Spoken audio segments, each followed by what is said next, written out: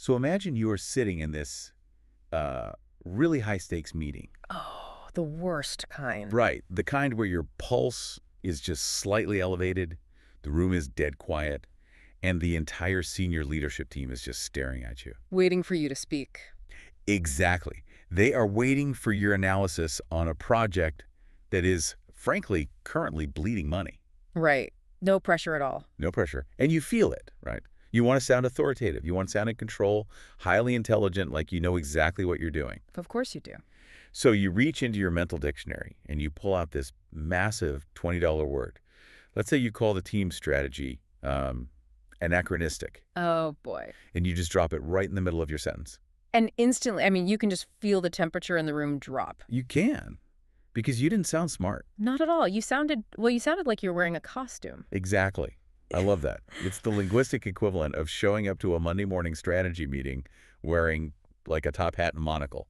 Right. It's entirely out of place. And instead of listening to your ideas, everyone is suddenly just looking at your vocabulary. Yeah. And your credibility just absolutely tanks right there. It's gone because you're trying too hard. It creates this sort of instant alienation.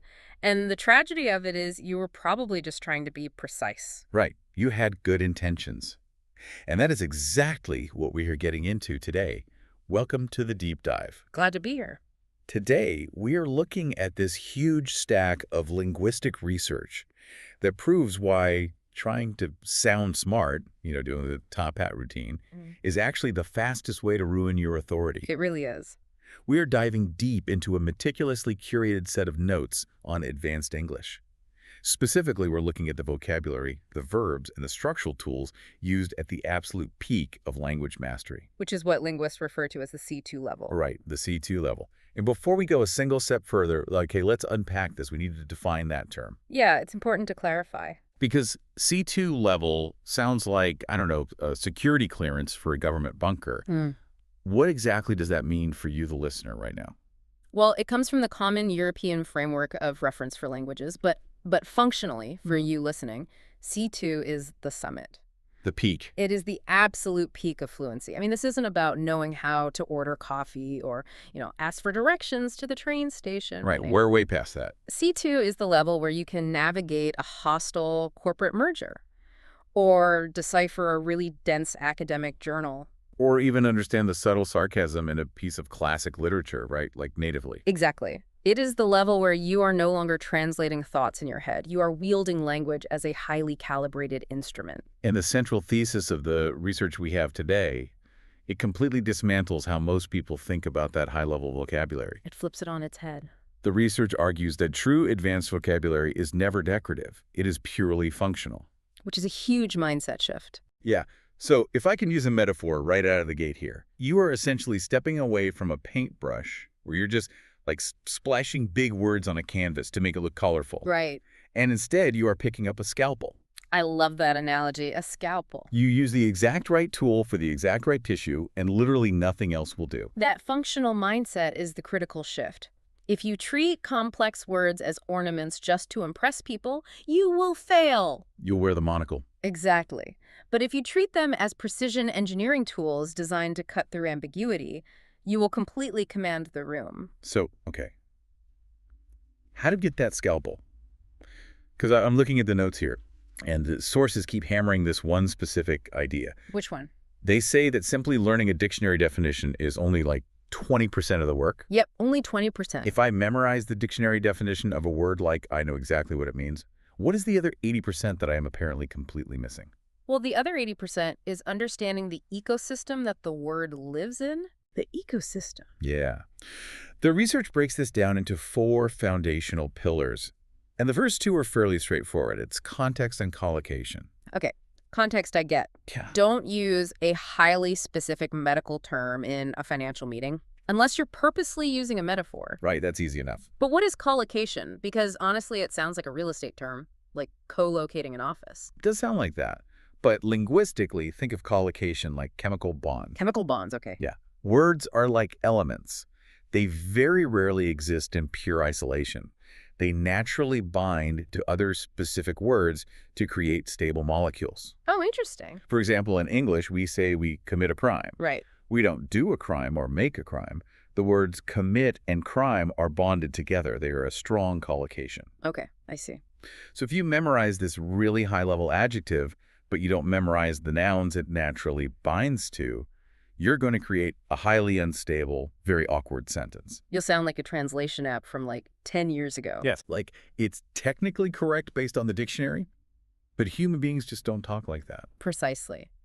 And that brings us to the third pillar, which is honestly where most ambitious language learners completely crash and burn. Oh, really? What is it? Register. Register. Okay.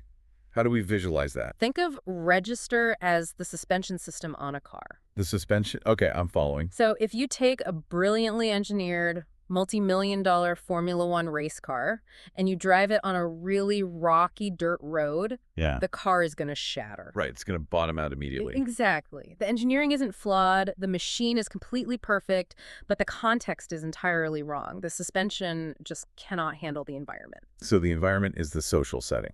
Yes.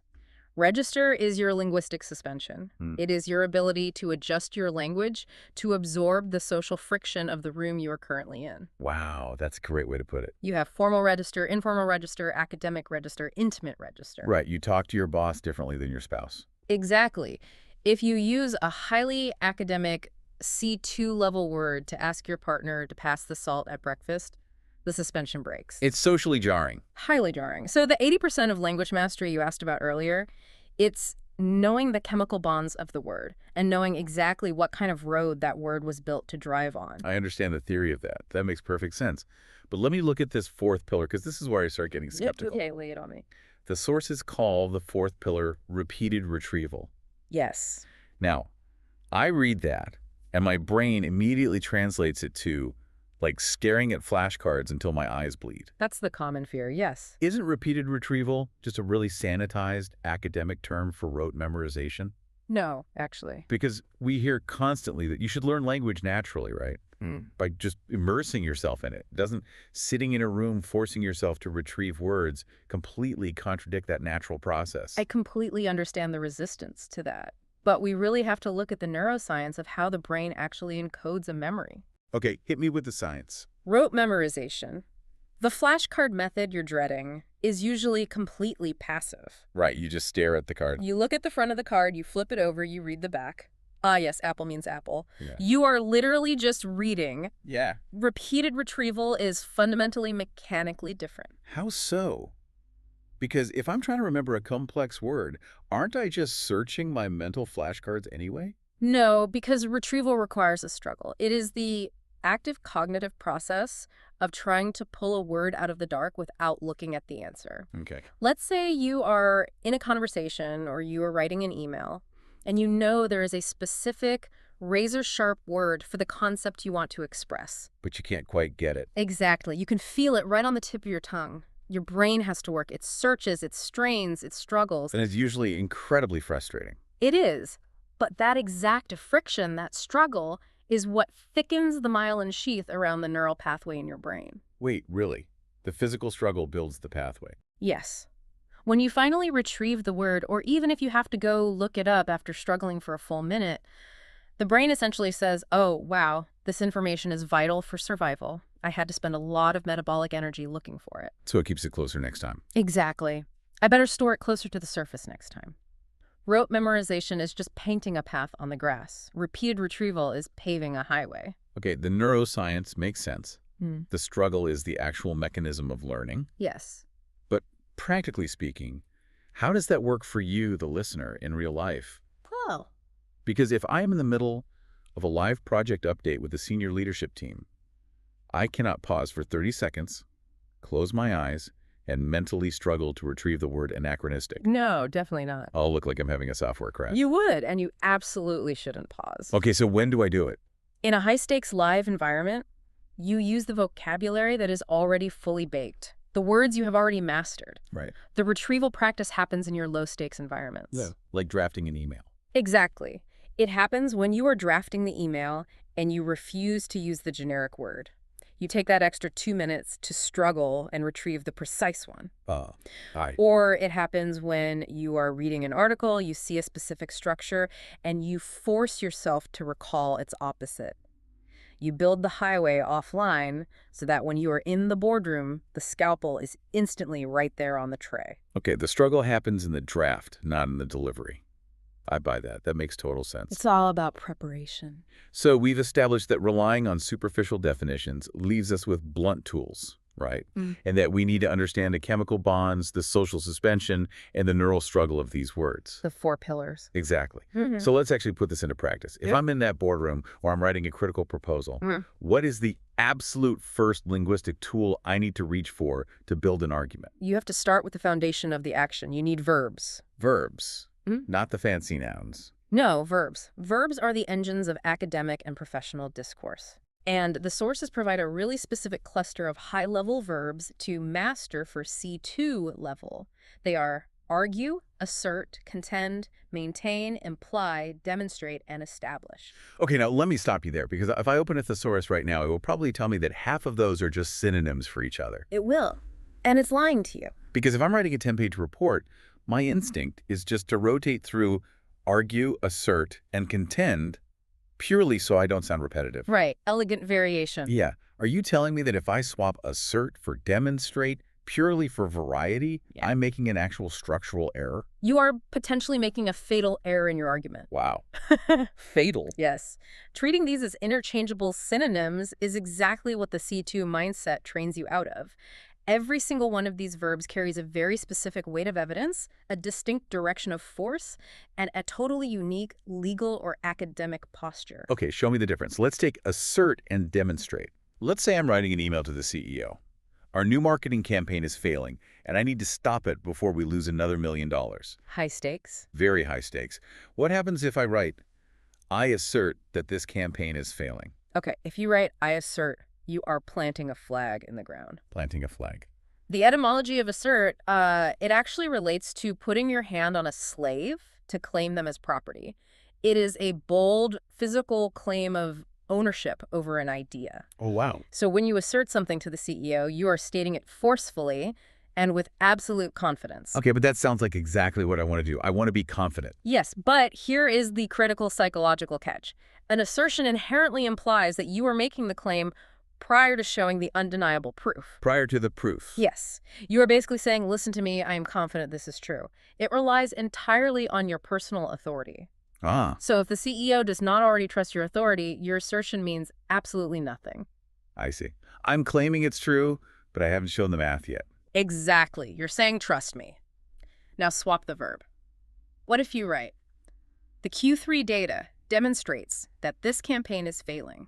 Demonstrates. Well, the Latin root there is related to monsters, right? Or showing things. Demonstrate. To point out, to exhibit, to prove. Right. So if the data demonstrates it, I'm no longer asking the CEO to trust my confidence. Nope. I'm telling them the proof is literally already sitting on the table. You have entirely removed your ego from the equation. Wow. Verbs like demonstrate and establish carry the undeniable weight of objective proof. You do not assert with hard data. The data demonstrates. Right. A multi-year peer-reviewed study establishes if you use assert when you actually have the hard data, you are actively weakening your own argument. Because I'm making it sound like an opinion when it is actually a fact. Exactly. That is an incredible distinction. Yeah. By rotating words just to sound varied, I could accidentally tell my boss, this is just my strong opinion, when I really meant to say, this is a mathematical certainty. And that is exactly why vocabulary is a scalpel. You don't swap scalpels just because you're bored of holding the first one. You swap them because you were cutting a different kind of tissue. Exactly. Okay, so what about contend versus maintain? If I am defending my budget for next year and another department is trying to take my funding, both of these verbs sound like I am fighting for my territory. They are both fighting verbs, yes. How do I choose between them? You choose based on your posture, specifically whether you need to be offensive or defensive. Okay, break that down. To maintain is a defensive posture. Think of maintaining a fortress. Holding the walls. Right. It suggests holding a position over time, specifically against sustained opposition or pressure. Okay. So if you write, despite the revenue dip in August, I maintain that our Q4 projections are accurate. You are signaling resilience. You are absorbing a blow and standing your ground. I am holding the line. Exactly. To contend, however, is an offensive posture. Yeah, the root involves stretching out or striving. It's stepping into the ring. You contend a point when you are actively arguing it in a debate, often introducing a new competitive angle. Okay, so give me an example of contending in that budget meeting. You would say, the engineering department wants the budget, but I contend that without marketing, their product will never reach the consumer. Ah, I see. I aren't just defending my budget anymore. I am striking at their premise. You are. So if you, listening right now, are writing a performance review or defending your team's existence in a corporate restructuring, knowing whether to maintain your ground or contend for more space could literally save your job. You are choreographing the psychological dynamics of the room before you even speak. Precisely. And that choreography gets even more complex when we look at the verb imply. Imply. Now, this one fascinates me because it feels like the complete opposite of asserting or contending. It is. It's not planting a flag or stepping into a ring. It feels like the art of the shadow. The art of the shadow. I like that. It is the ultimate tool of cognitive direction. Cognitive direction. To imply is to fold a meaning into your words without directly stating it. The root of the word literally means to enfold or to entangle. Wow, entangle. You are planting a seed in the listener's head and forcing their brain to do the work of growing it. Well, wait, I constantly see people mix up imply, infer. They use them like they're the exact same mechanism. Which is a catastrophic error in precision. Right. A speaker implies. They fold the hidden meaning into the message. The listener infers. They extract the hidden meaning out of the message. So if my boss says, we really need team players who are willing to go the extra mile this weekend, my boss is implying that I need to work on Saturday. Yes. And sitting there listening to him, I am inferring that if I don't work Saturday, I'm probably going to get fired. Perfect example. The boss plants the seed, you harvest the anxiety. Harvest the anxiety. That's exactly what that feels like. But let's look at why imply is so dangerous and powerful in a professional setting. When you state something directly, when you assert it, you take full ownership of the claim. You can be challenged. Right. If you say, John is stealing from the company, you better have a lawyer ready. Yeah, that's a direct accusation. But if I say, it's interesting how John's reported expenses always spike when the accounting software is down for maintenance. Oh, wow. I haven't asserted anything legally actionable. I have merely stated a coincidence. But you have implied theft so heavily that the listener's brain automatically makes the connection. Exactly. And here is the psychological magic. Because the listener's brain had to do the work to connect the dots, the listener feels like they discovered the truth themselves. Oh, that's sneaky. An implied idea is often stickier than an asserted idea because the audience feels ownership over the conclusion. That is incredibly manipulative. Well, it is entirely neutral. It can be manipulative, sure, or it can be a highly polite way to save someone's face. Oh, like a gentle letdown. Exactly. If a client suggests a terrible idea, you don't assert that they are stupid. Right, that would be bad business. You imply that there are logistical hurdles that make the idea challenging, allowing them to infer that they should drop it without feeling insulted. So the verb imply is the linguistic suspension absorbing the social friction. Exactly, tying it back to the register pillar. Okay, so the verbs are the skeleton of the argument. They are the structural beams that determine whether we are attacking, defending, proving, or planting seeds. The bones. Right, the bones. Yeah. But a skeleton is just bare bone. If verbs are the structure, then adjectives are the flesh. They are. They are what give the argument its life, its tone, and its highly specific color. So we are moving from the actions of an argument to the qualities of the subjects we are arguing about. Yes. And the sources provide a phenomenal list of advanced adjectives. I have them right here. Nuanced, pervasive, insidious, ambivalent, poignant, fraught, corrosive, and elegiac. It's a heavy list. It is. I want to start by throwing two of these into the ring together. Pervasive and insidious. Good bear. Because visually in my head, they do the exact same thing. Like, if I describe a problem as pervasive, I mean it has spread everywhere. Yeah. Right. If I say a problem is insidious, I also mean it's creeping into every corner. If something is insidious, isn't it naturally pervasive? Why did English evolve two different words for something spreading? They evolved because spreading has different moral and physical trajectories. Let's look at the actual mechanism of the words. Okay. You are right that they both involve reach, but pervasive is fundamentally morally neutral. Morally neutral. Yes. It simply means present and apparent throughout every part of a system. So gravity is pervasive. Exactly. Gravity's pervasive. You can have a pervasive smell of fresh bread in a bakery. Okay. You can talk about the pervasive influence of smartphones in modern society. Right. The word does not judge whether the spreading is good or bad. It only measures the volume. It is everywhere. Okay, bread and smartphones are everywhere. Got it. Yeah. But insidious. I mean, that sounds like a villain in a horror movie. And it absolutely should. Insidious is never neutral. Never. The Latin root, insidiosus, literally means deceitful or ambush. Ambush. Wow. It carries a dark, stealthy, and inherently harmful connotation. An insidious threat isn't just spreading, it is actively hiding while it does massive structural damage. Give me a real-world collision of these two words.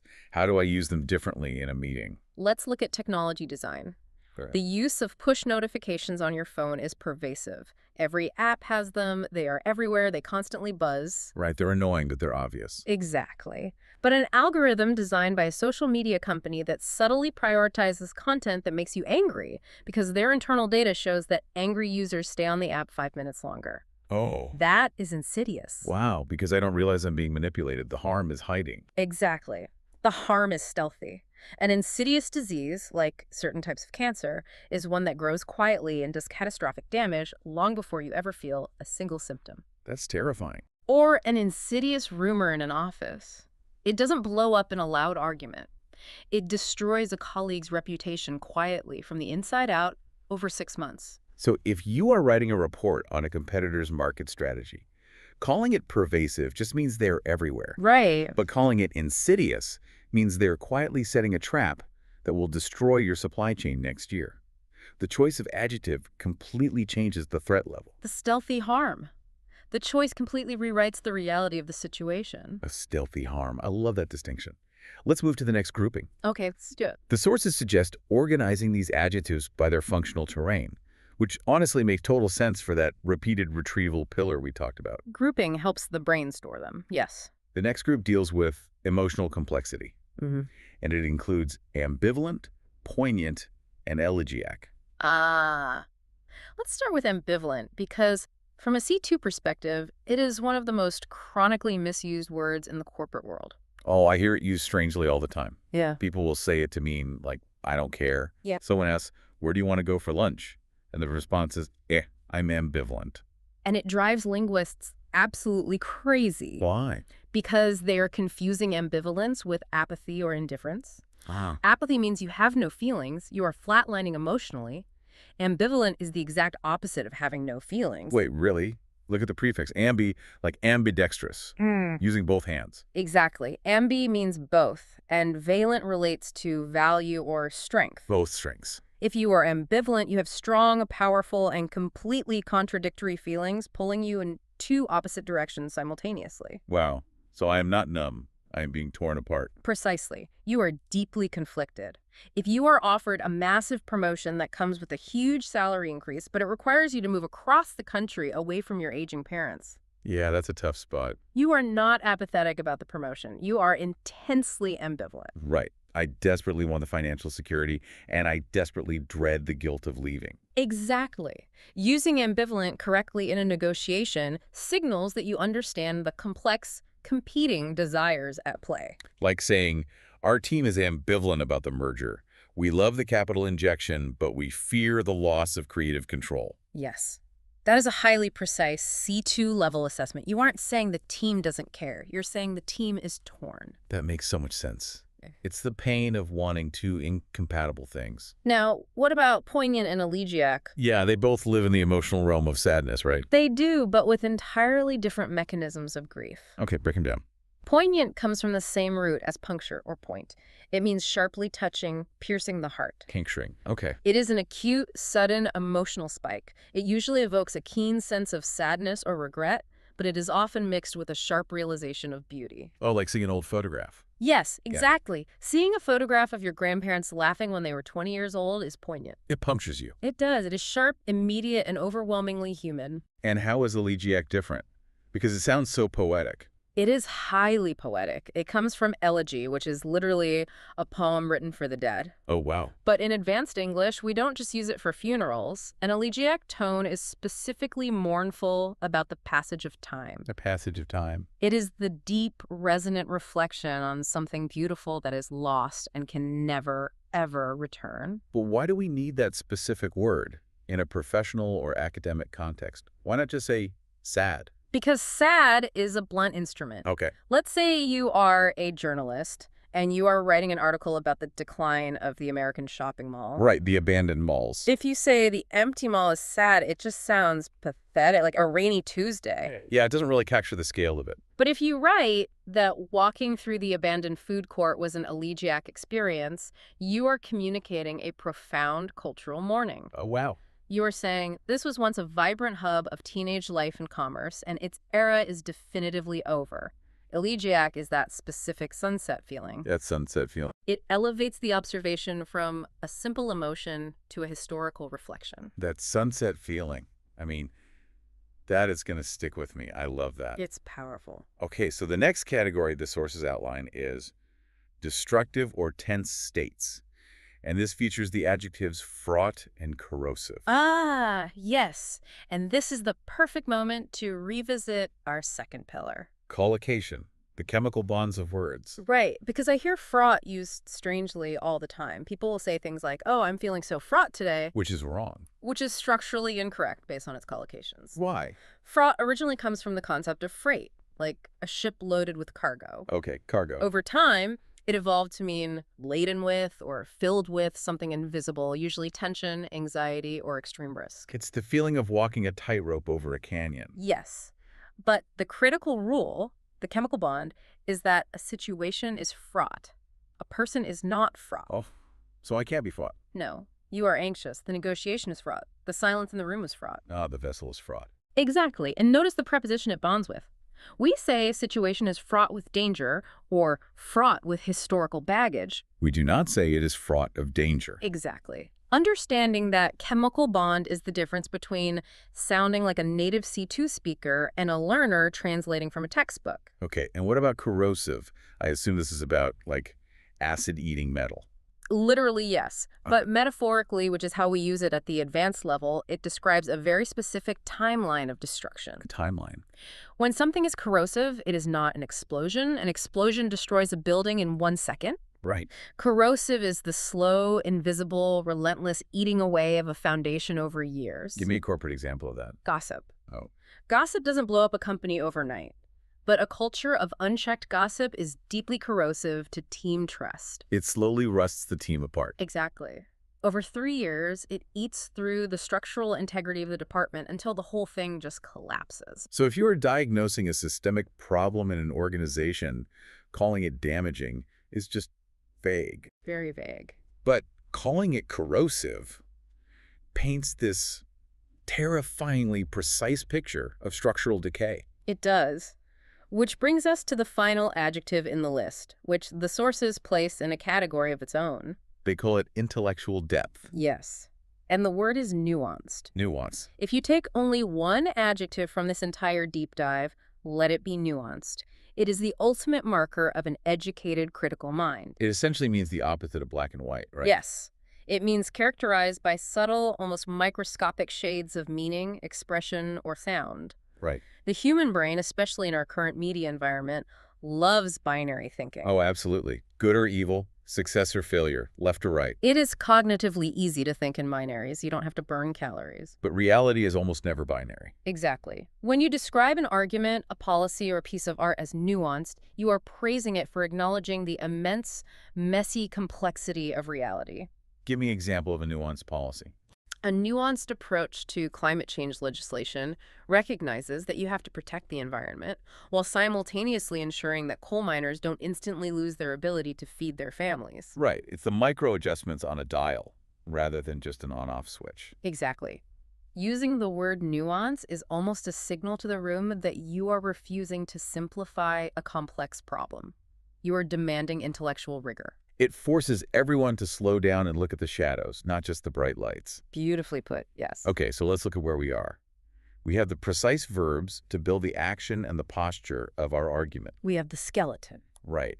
And we have these incredibly exact, slightly logically heavy adjectives to shade the meaning and dictate the emotional threat level. We have the flesh. But if I just throw a pile of verbs and adjectives onto a table, I just have a word salad. A very precise word salad, but yes. I need a container.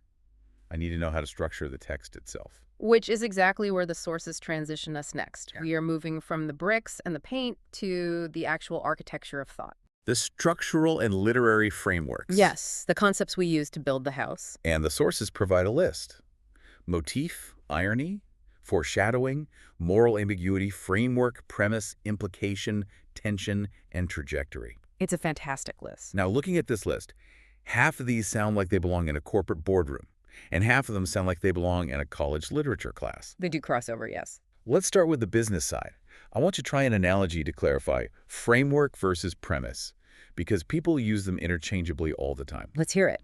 Let's say we are building a house of ideas. Is the premise the concrete foundation, like the core unspoken assumption that everything else rests upon? Okay, I'm following. And the framework is the wooden beams, the methodology that gives the house its shape and organizes where the rooms go. That is a flawless mechanistic analogy. That's exactly right. Awesome. Let's look at how that actually functions in an argument. Let's say a politician proposes a new economic policy. The framework of the policy might be highly detailed. It outlines exactly how taxes will be collected, how funds will be distributed, the exact timelines. The framework looks incredibly solid. The wooden beams are perfectly straight. Everything is plumb. Exactly. But what if the premise, the concrete foundation, is the assumption that consumers will always act entirely rationally? Well, human beings are incredibly irrational. Everyone knows that. Right. So the premise is flawed. The concrete is cracked. It doesn't matter how beautiful the wooden framework is. The moment the house faces the real-world weather of human irrationality, the whole thing collapses.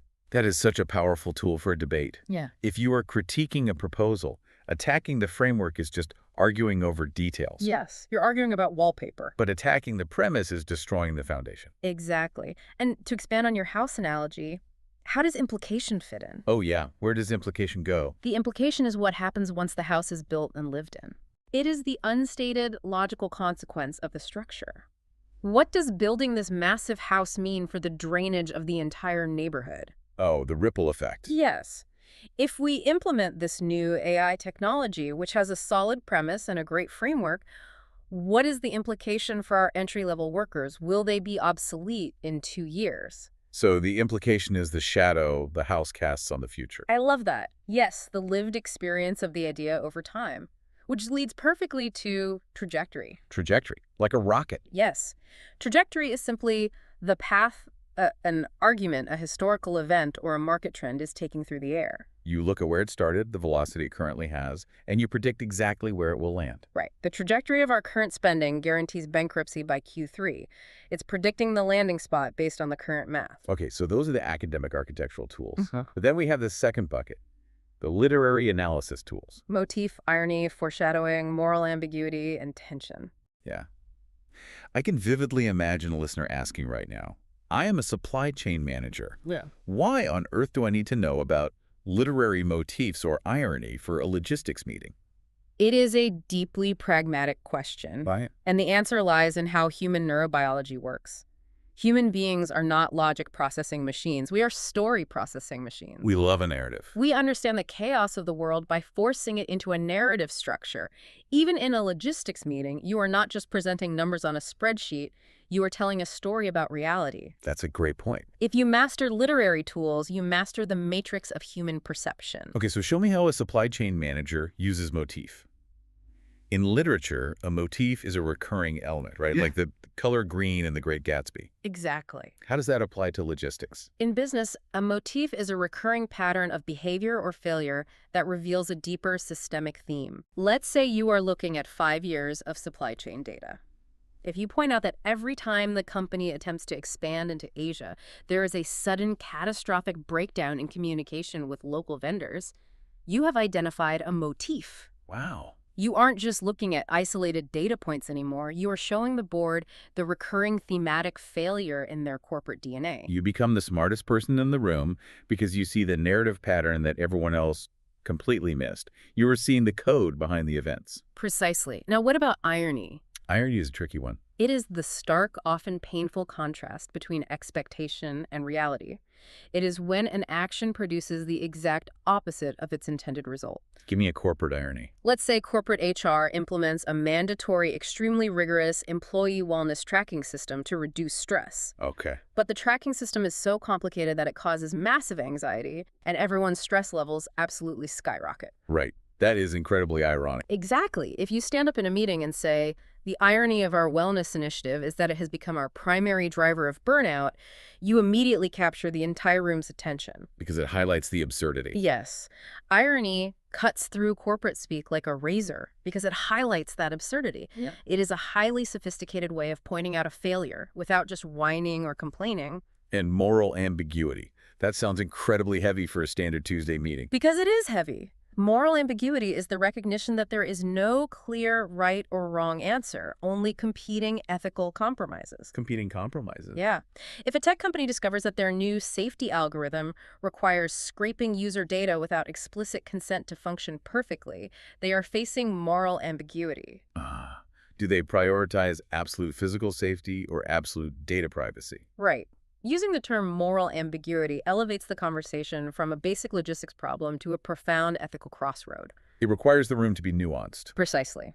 It demands that the room stops looking for a simple binary solution and accepts the tension of the reality. Okay, we are in the home stretch of this deep dive. Let's bring it home. We have overhauled our philosophy, we have forged our precise verbs, we have colored the world with our adjectives, and we have built the structural architecture of our arguments using these literary tools. It's quite a toolkit. It is. The final step to true C2 mastery is connective tissue. Yes, the connective expressions. The sources transition us to advanced expressions and idioms, throw into relief the crux of the matter, give rise to, pave the way, and a far cry from. This is where we learn how words link together to create a fluid, sophisticated rhythm. But let me push back here, because this feels like a contradiction of our entire mission today. Oh, how so? We have spent an hour talking about extreme precision, using the scalpel instead of the flashy pink tuxedo. Why are we ending with idioms? Doesn't using an idiom actively undermine academic precision? If I want to say that one thing caused another, shouldn't I just use the precise literal word cause instead of a poetic idiom like give rise to? That is a very logical, very common concern for advanced learners. Do these expressions make us sound less like rigorous professionals and more like we're just chatting at a pub? It fundamentally misinterprets how the English language evolved to communicate complex ideas. English is inherently a language of rhythm, stress, and visual metaphor. Right. These specific C2 expressions do not dilute precision. They actively enhance it by providing cognitive roadmaps for the listener's brain. How does a metaphor enhance precision? Isn't literal language always more precise? Not when dealing with abstract concepts. Human brains evolved to navigate physical space. We understand physical objects, distance, and light far better than we understand abstract logic. Oh, that makes sense? Idioms map abstract ideas onto physical reality so the brain can process them instantly. Okay, demonstrate that for me. Let's look at the crux of the matter. Let's trace the etymology. The word crux is Latin for cross. Cross. It represents an intersection, a crossing point, the absolute central pivot upon which an entire structure balances. If you are in a 2-hour meeting that has drifted into a dozen different tangents, and you say, we have discussed the budget and the marketing, but the crux of the matter is our timeline, you are doing something highly specific to the psychology of the room. I am telling them what is important. You are doing more than that. You are instantly directing their cognitive focus. Oh. You are visually signaling, stop looking at the edges of the map, bring your eyes right back to the center cross, because if this pivot breaks, everything else falls apart. Wow. It is a spotlight. The word important is flat. The crux is structural geometry. It is amazing. What about throw into relief? That sounds incredibly artistic. I hear historians and art critics use that. Because it comes directly from sculpture and art history. Oh, literally. Literally. A relief is a style of sculpture where the figures remain attached to a solid, flat background. Think of the faces on a coin or ancient Roman wall carvings. Right, the figures are raised up from the flat stone. Yes. Now, if you look at a white marble relief sculpture under flat, even ceiling lighting, it's very hard to see the details. The edges blur. Yeah, it all washes out. But if you take a flashlight and shine it sharply from the side, if you throw the light, the raised edges cast deep shadows. You throw it into relief. You make the contrast sharp, undeniable, and impossible to ignore. That is a brilliant visual. How does that translate to an argument? We use it metaphorically to describe the psychology of contrast. The human brain literally cannot perceive a concept without its opposite. We don't notice light unless there is shadow. Exactly. So if you say the massive logistical failures of the hurricane response threw the government's underfunding into sharp relief, you are creating a visceral image. You're saying the underfunding was always there, like the flat sculpture. We just couldn't see it until the crisis provided the sharp side lighting. Exactly. It implies pre-existing conditions made visible by extreme contrast. That is a vastly more powerful, precise, and resonant way to communicate than just saying, the hurricane showed us that the government was underfunded. And regarding my earlier question about cause versus give rise to or pave the way, why use the metaphor there? Because cause is a sterile, blunt instrument. It explains nothing about the nature of the causation. Right. Let's look at give rise to. This metaphor is agricultural.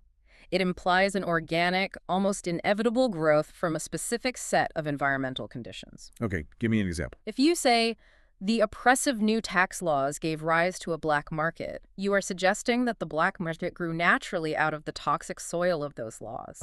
It wasn't a mechanical flip of a switch, it was an organic consequence. And pave the way? That is a metaphor of intentional civil engineering. It implies smoothing a difficult road so that something much larger can follow behind it easily. Like a steamroller. Yes. Her groundbreaking, controversial research paved the way for modern genetic editing. You would never say her research caused genetic editing. That's absurd. She built the intellectual highway that the later scientists drove their cars on. The metaphor provides the exact historical mechanism of how the progress actually happened. It really is precision engineering. And the last expression, a far cry from. It is a metaphor of spatial and auditory distance. Before telecommunications, if you were a far cry away from someone, you were so physically distant that even if you screamed at the top of your lungs, they couldn't hear you. Oh, wow. A literal cry. Yes. Today, we use it to emphasize a massive, deeply disappointing conceptual distance between two things. So the prototype they delivered is a far cry from the sleek design they promised investors. Yes. It doesn't just mean they are different. Yeah. It means the gap between them is painfully, embarrassingly vast. If we connect these expressions back to the very first section of our deep dive, the pillar of collocation, these idioms are the ultimate unbreakable chemical bonds. They really are. You cannot separate far from cry in this context without losing the absolute magic of the metaphor. They are the ultimate proof that mastering C2 English is about mastering the combinations, the chemistry, and the rhythm of the language, not just isolated definitions. So what does this all mean for you, the listener? Let's synthesize this incredible journey we've been on. Let's wrap it up. We started by completely rewiring our underlying philosophy. We stripped off the oversized, flashy pink tuxedo of vocabulary as decoration. We threw away the monocle. We did. We realized that showing off ruins credibility, and we picked up the scalpel of precision. We learned that true mastery is supported by 4 pillars: understanding the context, mapping the chemical bonds of collocation, tuning our suspension system to the correct register, and embracing the neurological friction of repeated retrieval. The struggle. The struggle builds the highway. We examined the precise, combative postures of academic verbs. We learned that we do not assert our opinions. We demonstrate our proof. Yes. We learn to strike with contend and defend with maintain. And we explored the cognitive inception of the verb imply, the shadow work. We shaded the world with nuanced adjectives, separating the merely pervasive reality from the stealthy, insidious threats. We acknowledged the agonizing dual desires of ambivalence. And we learned to mourn the sunset of an era with the elegiac. We became architects. We separated the concrete premise from the wooden framework and we mapped the implications and trajectories of our ideas. We took literary tools like motif, irony, and moral ambiguity and weaponized them for the boardroom, recognizing that human beings process data through narrative. And finally, we linked it all together. We used advanced expressions to map abstract concepts onto physical reality, throwing our arguments into sharp relief and directing the listener to the absolute crux of the matter. It's an entirely new way to speak. To you, the listener, the reason we took this deep dive, the reason this matters to your life and your career, is because mastering these precise tools is your ultimate lever. It really is. It is how you project undeniable authority. It is how you ensure that your ideas are not just heard, but are felt and respected in the most demanding, high-stakes environments in the world. But as we close this analysis, I want to leave you with a philosophical tension to mull over as you go about your week. A final thought. We have spent this entire time striving for absolute, razor-sharp linguistic precision. But language does not exist in a vacuum. It exists in the beautifully messy, constantly evolving, deeply flawed reality of human interaction. The collision of perfect theory and messy reality. Exactly. So you must ask yourself, what happens when your drive for perfect precision outpaces your audience's comprehension? Oh, that's a dangerous line. It is. If you choose the perfectly precise word, let's say you describe a corporate restructuring as insidious or a market trend as elegiac, but the senior leadership in that specific room does not understand the exact register or the subtle chemical bonds of those words, what happens? Do they just miss it? Does the word lose its power? Does your precision accidentally create a barrier of alienation? You become the Formula One car on the dirt road. Exactly. Or does your confident, precise use of that word, supported by the strong context you build around it, act as a gravitational pull? Ooh, pulling them up.